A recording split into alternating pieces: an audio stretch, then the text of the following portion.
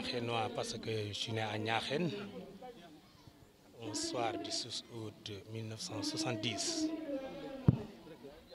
Donc c'est pourquoi je suis aussi responsable politique et je suis militant aussi du Parti socialiste. Et je suis aussi membre de la coalition Benno Bokk Yaakaar.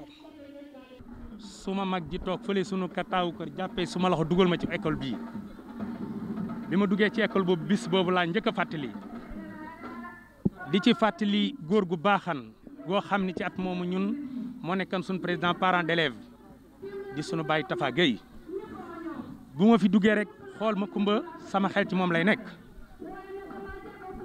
bis boobu rek la ma école bi di jox mu di école boo xam ni fi la ñu xamee li ñuy xamee lépp yàlla dimbali ma année yi ma fi nekk ma bokk ci les deux premiers les deux meilleurs bu ñu daan jox cadeau ay craie lañ ñuy jox cadeau moo tax bi ma fi dikkee tey sama xol sedd na waaye bi ma fi dikkee tey itam am naa yéene ci ni école bii moom incha allah ci diir bu gàtt bu ñu ci waxee ba déggoo ak ñi nga xam ne ñoo yor loolu ndax aussi dafa am ñoo xam ne ñoo yor loolu buñ ci waxee ak ñoom ba déggoo dinañ ci dugal suñu loxo incha allah. loolu xam nañu ko waaye sax ba tey sant yàlla ndax suñu mag jii di Makumba xam nañ ñun bi ñuy def CM2 ab classe lañ jël defoon ko mbaar kon ci mbaar lañ jàng fii teewul nag wax dëgg yàlla état bi sant na Diop mais incha allah rabi ci diir bu gàtt bu ñu ci déggoo ak ñi nga xam ni ñoom la ñu dénk loolu danañ ci dugal suñu loxo incha allah. xam nga jamono dafa dox jamono dox na ba tolloo tund nag fu sax am maître di yore craie taxaw ci tableau di bind lépp dañ koy def léegi ci écran dafa àgg foo xam ni itam man mënatuma suma doom ja dëkk Thiès nga xam ne à 4 ans day manipuler ordinateur xale bi dëkk Niakhène am fukki at mënatuma nangu loolu moo tax incha allah électricité bii nga xam ne ñun ñoo ko fi defoon te xëy na mu am ay jafe-jafe incha allah dana nu sant suñu coordonnateur suñu homme de confiance suñu bras droit ki nga xam ni liggéeyam bu sell liggéeyam bu yaatu liggéeyam bu rafet ak taxawaayam ak am ngor am jom am fulla moo tax ma teg ko sama wet incha allah dès lundi dinañu sant Lang Dieng Goot mu revoir école bi mais mieux dinañ dem ci école yi nga xam ne aussi am na courant yëpp nu dugal fa suñu loxo pour que toutes les écoles de Niakhène ñu électrifier parce que dañu gis dama def sama lu bari njaareem ma gis maam Jaara mi nga xam ne moo gagné ñaari yoon prix bi d'excellence njaareem la dëkk donc ñun ñu jàpp ne rek jigéen ñi waruñu leen bàyyi rek defe ni taxaani ak toggi ak yàq la ndax son excellence le président de la république Macky président Abdoulaye Wade wane na yoon wi moo njëkk a fal jigéen premier ministre le président Macky Sall ñëw dëggalal ak parité boobu moom itam fal jigéen premier ministre institution yi nekk Sénégal itam ku nekk xam na ni sunu njiit la présidente Aminata Mbengue Ndiaye moo ko jiite kon jigéen ñi dañ leen soxla ci école yi jigéen ñi dañ leen soxla ci bureau yi jigéen ñi dañ leen soxla ci doxalu réew mi ndax nag wax dëgg yàlla bu ñu waxantee dëgg te xam ni dëgg la rek bu dee vote bi ñoom ñooy fal nit ñi bu dee kër yi ñoo nekk ci kër yi bu dee njàng mi ñooy encadré xale yi kon nag war nañ leen delloo seen cër moo tax ñun suñu xel ak suñu xalaat rek jëm ci ñoom jigéen ñi pour ñu taxaw leen.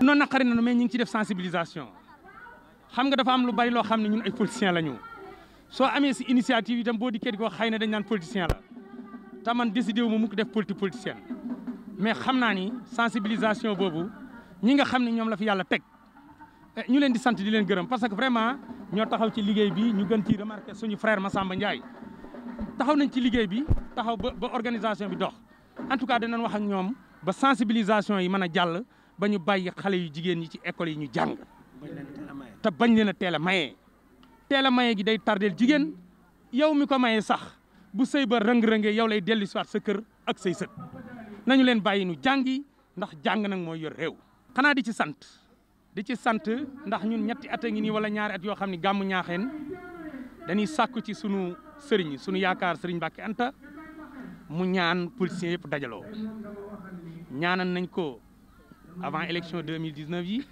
ñaan nañ ko daaw ci daje yi ñu war a dajee pour waxtaan ci wàllu politique réew mi ren itam dañ koy ñaanaat mais ñuy sant nag bu baax le président de la République son excellence Macky Sall mi nga xam ne ñun ci coalition bi la ñu bokk.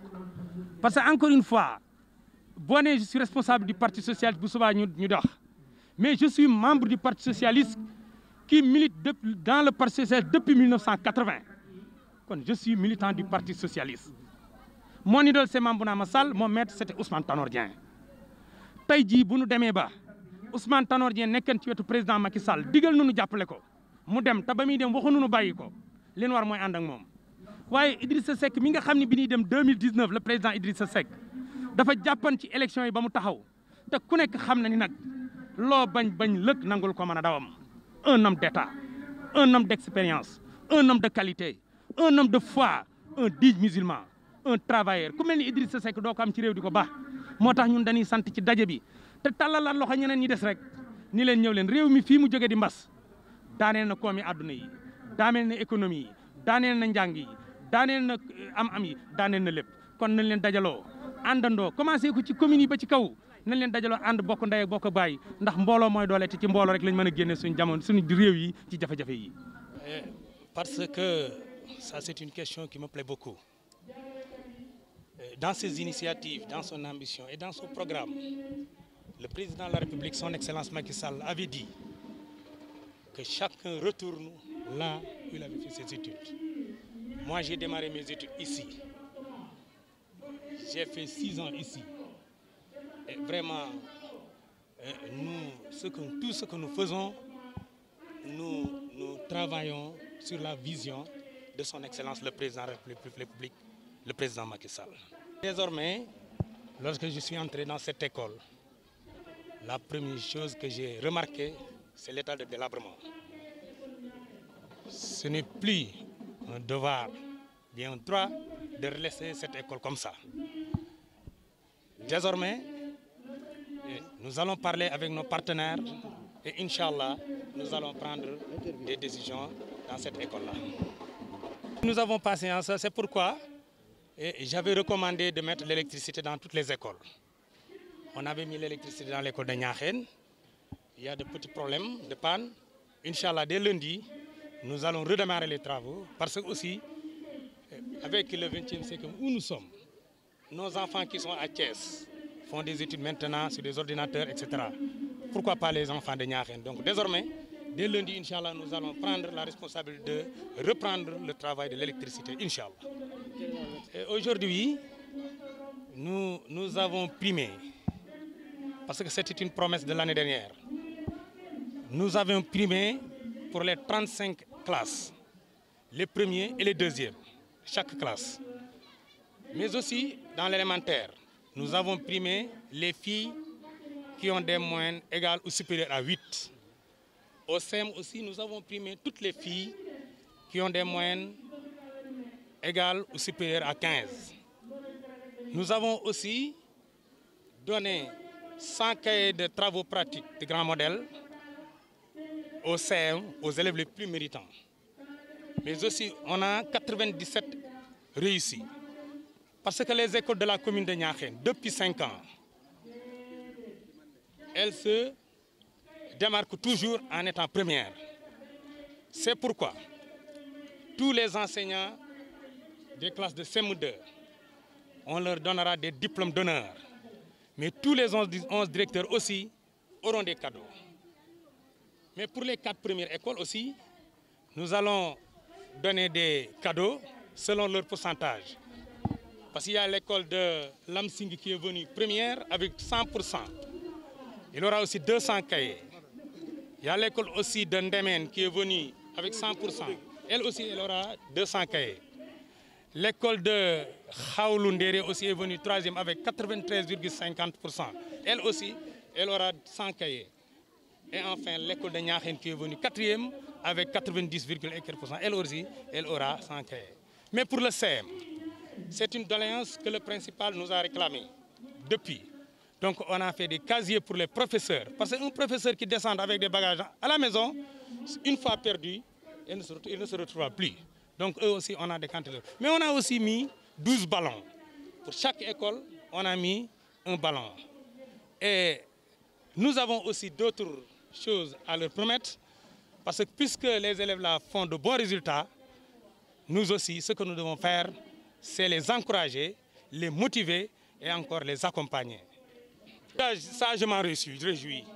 Parce que ça fait 2 ans, dans le Gamou de Niakhène, tout ce que j'ai réclamé, c'est que tous les Sénégalais se retrouvent. Le président de la République a un grand cœur, mais aussi une grande personnalité comme Idrissa Seck ne doit pas être dans ce pays-là et se laisser comme ça.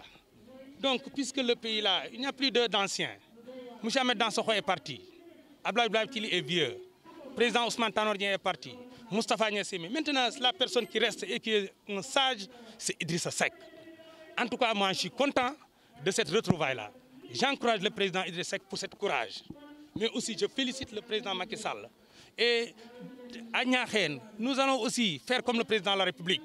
Il faut que nous nous retrouvons pour travailler ce pays-là qui vient de sortir de la Covid-19, qui est une chose qu'on ne peut plus expliquer.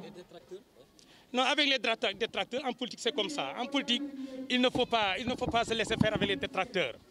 En tout cas, les chiens aboient, la caravane passe. Ce que nous savons, c'est travailler. Et j'ai toujours le courage d'emprunter une chose que Mme Cheikh Arafal disait.